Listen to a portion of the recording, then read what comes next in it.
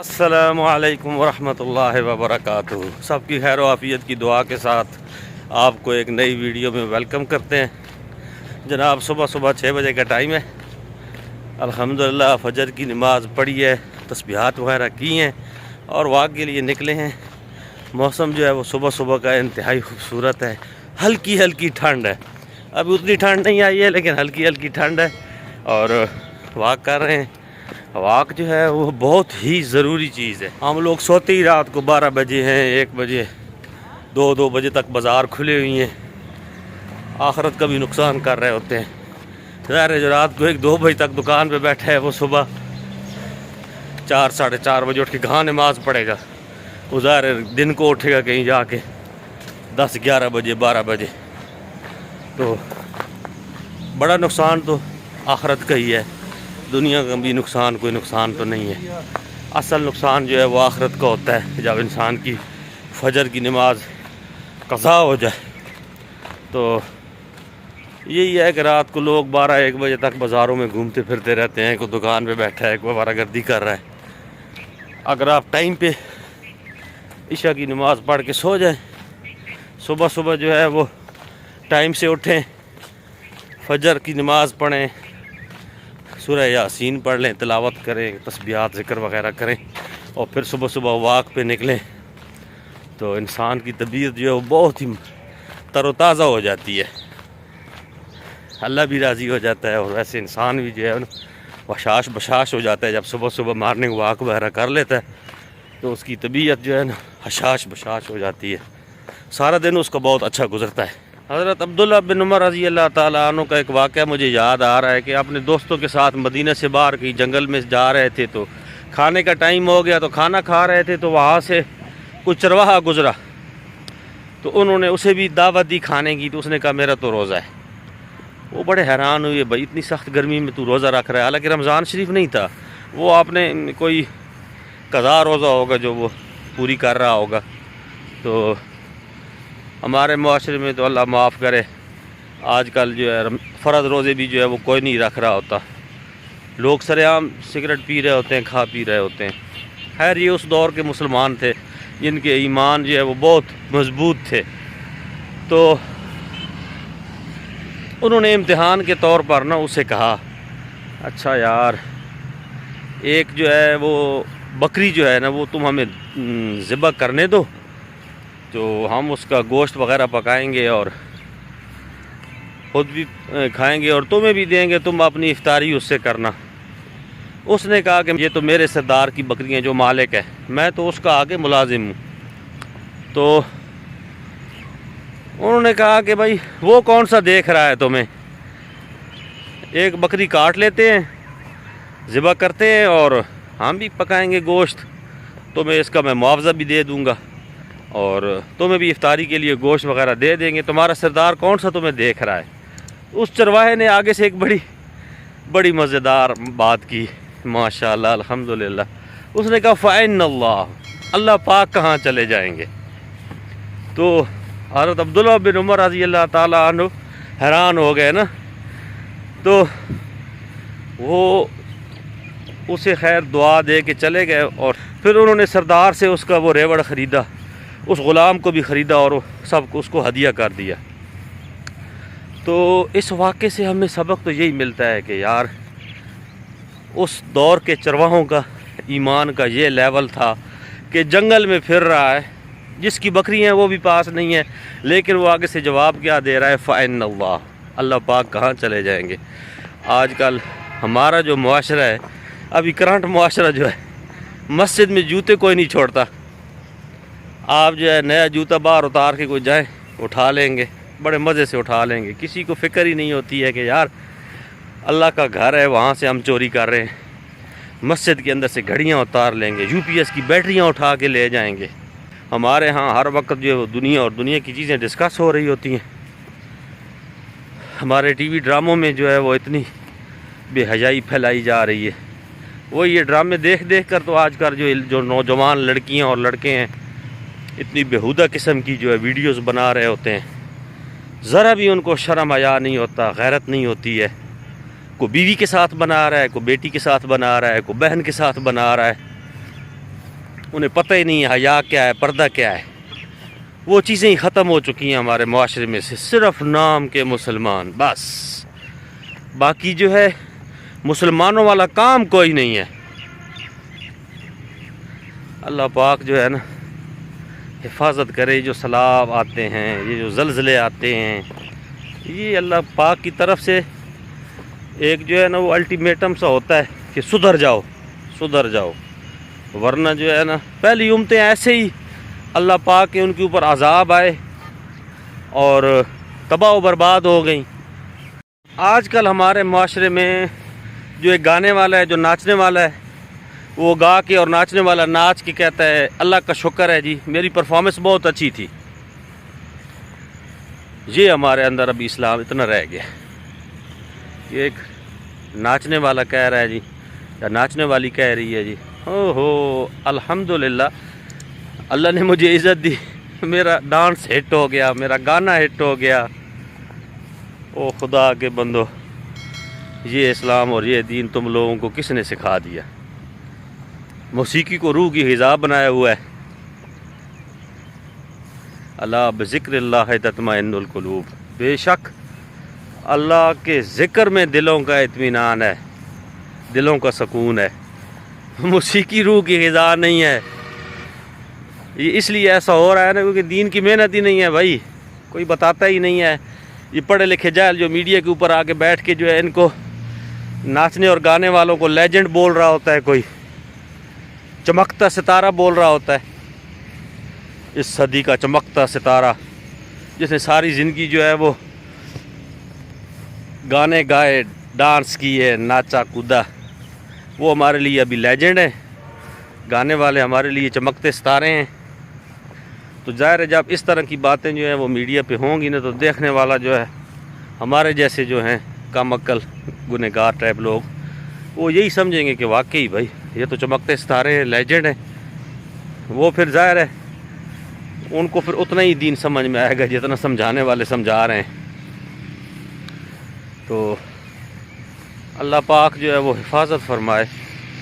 موت کا تو کوئی وقت کا پتہ نہیں ہے، کسی وقت بھی آ سکتی ہے. اور قبر میں جب جائیں گے تو وہاں منکر نکیر جب آئیں گے تو وہ تو یہ نہیں پوچھیں گے کہ دنیا میں یہ لیجنڈ تھا یا کیا تھا. ان کے تو 3 سوال ہیں صرف، ان کے جواب دینے پڑیں گے. جو نہیں دے گا بس اس کے لیے بڑی مشکل ہے. اللہ پاک جو ہے نا سب مسلمانوں کی حفاظت فرمائے اور ان کو صحیح جو دین کا سچا راستہ ہے نا اس پہ چلنے کی توفیق عطا فرمائے. آج کل تو لوگوں نے دین میں وہ چیزیں شامل کر لی ہیں جو کہ جن کا سرے سے دین میں کوئی ہے ہی نہیں آتا پتہ. اپنی مرضی سے جو ہے نا وہ دین میں چیزیں ایڈ کرتے جاتے ہیں اپنے پاس سے. جس کا جو دل کرتا ہے وہ اس کو دین بنا کے جو ہے نا سامنے لے آتا ہے. دین وہی ہے جو حضور پاک صلی اللہ علیہ وسلم لے کر آئے ہیں، جو صحابہ کرام نے حضور پاک صلی اللہ علیہ وسلم سے سیکھا، پھر صحابہ کرام نے آگے جو ہے وہ ہم تک پہنچایا. اصل دین وہ ہے کہ جو آج کل دین کی تشہیر ہو رہی ہے جس طرح میڈیا کے اوپر اور جو چیزیں ہو رہی ہیں بدعات وغیرہ، یہ کوئی دین نہیں ہے. اس کے اوپر قیامت کے روز پوچھ ہوگی، پکڑ ہوگی. اس بھائی کو چیک کریں کدھر سو رہا ہے بیچارہ. یہ گراؤنڈ میں ایک کنوپی سی لگی ہوئی ہے، اس کے نیچے اس نے یہ بستر لگایا ہوا ہے اور یہاں پہ یہ سویا ہوا ہے. تو ہم اللہ رب العزت کی نعمتوں کا جو ہے نا جتنا بھی شکر ادا کریں کم ہے. جو لوگ اس وقت جو ہے نا گھروں میں اپنی چھتوں کے نیچے اپنے بستر میں سو رہے ہیں وہ اللہ کی نعمتوں کا شکر ادا کریں کہ اللہ نے انہیں چھت نصیب کی، ایک صاف ستھرا گرم بستر نصیب کیا. یہ بھی اسی اللہ کا بندہ ہے جو ادھر سو رہا ہے. اس کو بھی اسی اللہ نے پیدا کیا ہے جس کو جو کہ باقی مخلوقات کو اللہ نے پیدا کیا ہے. اسی طرح یہ بھی اسی کی مخلوق ہے اللہ رب العزت کی. یہ تو اللہ کی اب مرضی ہے کہ وہ کسی کو کس حال میں رکھتا ہے، لیکن ہمیں جو ہے وہ اس کی نعمتوں کا شکر ادا کرنا چاہیے، ناشکری نہیں کرنی چاہیے. اب اس بندے کی جگہ میں بھی ہو سکتا تھا، میری کوئی اللہ سے کوئی رشتہ داری تھوڑی ہے.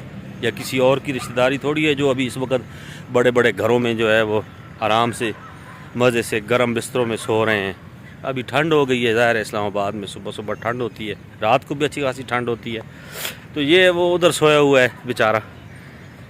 تو اللہ کی بے شمار نعمتیں ہیں، ان نعمتوں کا شکر ادا کرنا چاہیے. ہمیشہ اپنے سے نیچے والے کو دیکھنا چاہیے، اپنے سے اوپر والے کو نہیں دیکھنا چاہیے کہ فلانے کے پاس تو جو ہے وہ بہت بڑا گھر ہے، بہت بڑا بنگلہ ہے، میرے پاس چھوٹا مکان ہے.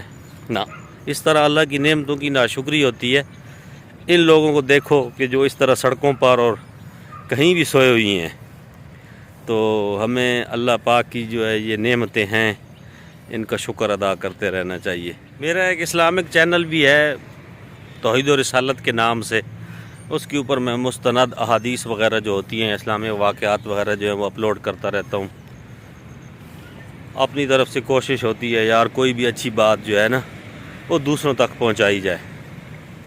اس طرح اللہ رب العزت آپ کو مزید جو ہے نا وہ اچھائی کی اور اسلام کے اوپر، دین کے اوپر چلنے کی توفیق دیتا ہے. جب آپ یہ کوشش کرتے ہیں تو ہم بھی، میں بھی جو ہوں وہ اسی مقصد سے جو ہے نا یہ کوشش کرتا رہتا ہوں کہ یار کوئی بھی حدیث ہو گئی، کوئی اسلامی واقعہ جو ہے اس اپلوڈ کرتا رہتا ہوں.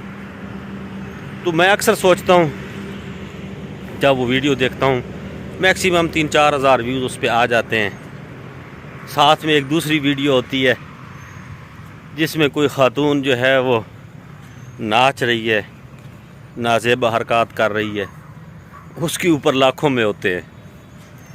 اب یہ جو ہے وہ اس وقت جو ہے نا بندہ بڑا سوچ میں پڑ جاتا ہے. ایک طرف ایک صحیح حدیث ہے، حضور پاک صلی اللہ علیہ وآلہ وسلم کا فرمان ہے، اور اس کے ساتھ میں ایک ویڈیو ہے جس میں وہ کنجر خانہ چل رہا ہوتا ہے، اس پہ ہزاروں میں لاکھوں میں ویوز ہیں. اس وقت پھر افسوس ہی ہوتا ہے بڑا کہ یہ چیز جو ہے نا ابھی ہمارے معاشرے میں یہ ہو گئی ہے کہ ایک گانے والی، ناچنے والی کے اوپر اتنے ویوز ہیں. مسلمان ہی دیکھ رہے ہیں نا اس کو، کوئی غیر مذہب تو نہیں دیکھ رہا. وہ سارے مسلمان ہی ہوتے ہیں، کلمہ گو ہوتے ہیں جو کہ اس کو لائک کر رہے ہوتے ہیں، ویوز دیکھ رہے ہوتے ہیں اس کو بار بار، ایسی ویڈیوز کو. اور دوسری طرف ایک اسلامک ویڈیو ہے، حدیث ہے، اس کے اوپر بس سامنے آ بھی گئی تو ایسے اوپر پھینک دی، نہ دیکھا. تو بندہ دعا ہی کر سکتا ہے کہ اللہ پاک جو ہے مجھ سمیت سب کو جو ہے نا وہ دین اسلام پہ چلنے کی توفیق عطا فرمائے. بندہ یہ دعا ہی کر سکتا ہے. آج کا جو انسان ہے، آج کا جو مسلمان ہے، جو چیز اللہ نے اپنے ذمہ لی تھی وہ ہم نے اس کو اپنے ذمہ لے لی ہے، جو ہمارے ذمہ تھی وہ ہم نے اللہ پہ ڈال دی ہے. اب رزق کا وعدہ جو ہے وہ اللہ نے کیا ہوا ہے کہ بھائی میں رزق تمہیں دوں گا، تم جو ہے وہ کرو جو تمہارے اوپر فرض ہے. نماز پڑھو، زکوٰۃ ادا کرو، صدقہ خیرات کرو، قرآن پاک کی تلاوت کرو، اچھے اعمال کرو، اچھائی کرو، برائی سے بچو. نہیں، ہم اس طرح کرتے ہیں کہ جس چیز کا وعدہ اللہ نے کیا ہوا ہے، اپنے ذمہ لیا ہوا ہے رزق کا، اس کی چکر میں صبح سے لگتے ہیں رات تک وہ ہم لگے رہتے ہیں. اس میں جائز ناجائز، حرام حلال سب کچھ کا خیال نہیں کرتے ہیں. سارا دن لگے رہتے ہیں اور کمانے کے چکر میں. حالانکہ رزق کا وعدہ اللہ نے اپنے ذمہ لیا ہے. اس نے بولا ہے کہ میں رزق دوں گا. بھائی آپ جو ہے وہ نماز پڑھو، جو فرض ہے تمہارے اوپر، جس کے لیے تمہیں دنیا میں بھیجا گیا ہے کہ میری عبادت کرنا، اچھے اعمال کرنا. امتحان کی جگہ ہے، ظاہر ہے ایک مسافر خانہ ہے، اس میں ہم نے ایک مسافر کی طرح ہیں. اصل زندگی تو مرنے کے بعد ہے، موت کے بعد جو اصل زندگی شروع ہو رہی ہے. لیکن یہاں پہ جو ہے ہم آگے جو ہے منصوبہ بندیاں کر رہے ہوتے ہیں، پتہ نہیں کتنے کتنے سالوں کی، 1 منٹ کا پتہ نہیں ہے. یہاں سے میں چل رہا ہوں، وہ وہاں پہ پہنچوں گا، میرا وقت پورا ہو گیا. چلو جی، یہ زندگی کی حقیقت ہے. یہ نہیں ہے کہ پہلے جو ہے وہ جو ہمارا دادا ہے وہ فوت ہوگا، پھر باپ فوت ہوگا، پھر بیٹا فوت ہوگا. دنیا میں آنے کا تو ایک ترتیب ہے، لیکن جانے کی کوئی ترتیب نہیں ہے. کسی وقت جو ہے نا کچھ بھی، کسی کا بھی ٹائم آ سکتا ہے. اچھائی کی دعوت دینا، برائی سے منع کرنا، یہ ہر مسلمان کی ذمہ ہے۔ وہ ضروری نہیں ہے کہ وہ علماء کرام ہی صرف دیں گے، کوئی بھی دے سکتا ہے۔ حضور پاک صلی اللہ علیہ وآلہ وسلم کی ختم نبوت کے صدقے یہ دعوت والی جو محنت ہے یہ ہر مسلمان کے ذمہ ہے۔ ہر مسلمان کو جو ہے وہ اچھائی کی دعوت دینی چاہیے، برائی سے منع کرنا چاہیے۔ میں بھی تھوڑی بہت کوشش کر لیتا ہوں، بڑے گنہگار آدمی ہوں۔ اللہ رب العزت اس میں مجھ سے کوئی کمی کوتاہی ہو گئی ہو تو مجھے معاف کرے، اور مزید جو ہے وہ اچھائی کرنے کی اور دوسروں تک پہنچانے کی توفیق بھی عطا فرمائے۔ تو ویڈیو اگر پسند آ گئی ہو تو لائک کر دیں، اور کو مزید جو ہے وہ اس میں کوئی بہتری وغیرہ اگر لائی جا سکتی ہے تو آپ مشورہ بھی دے سکتے ہیں کامنٹس وغیرہ میں۔ انشاءاللہ ملتے ہیں نیکسٹ ویڈیو میں، تب تک فی امان اللہ۔